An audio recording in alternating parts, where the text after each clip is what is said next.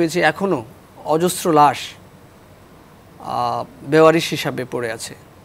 লাশগুলোর অভিভাবক, লাশগুলোর স্বজন এখন তারা আমরা খুঁজে পাইনি। তো নানাভাবে চেষ্টা চলছে, কারণ আসলে সমস্যাগুলো নানাভাবে ছড়িয়ে ছিটিয়ে।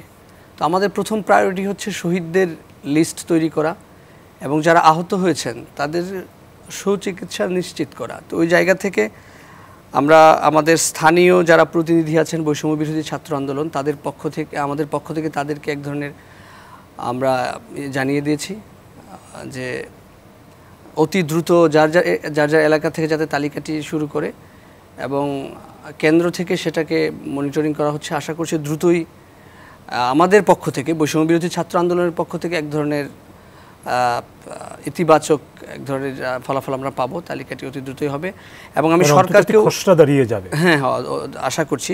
এবং সরকারের কাছে আমার বিনীত অনুরোধ, সরকারের কাছে আমার আবেদন, এটা হচ্ছে শহীদদের ফার্স্ট প্রায়োরিটিতে আপনারা রাখেন। আর তাদের পরিবার প্রথম তো তাদেরকে আইডেন্টিফাই করেন, কারণ তারা হচ্ছে, তারা যদি একটি, এখনও অনেকে শহীদ আছেন তারা সংখ্যাতেও যেতে পারেননি, মানে শহীদ এত মানুষ শহীদ হয়েছেন যে তারা শুধুমাত্র একটি সংখ্যার আকারে দাঁড়িয়ে আছেন। যারা বেওয়ারিশ তারা সংখ্যায়ও ঢুকতে পারেননি।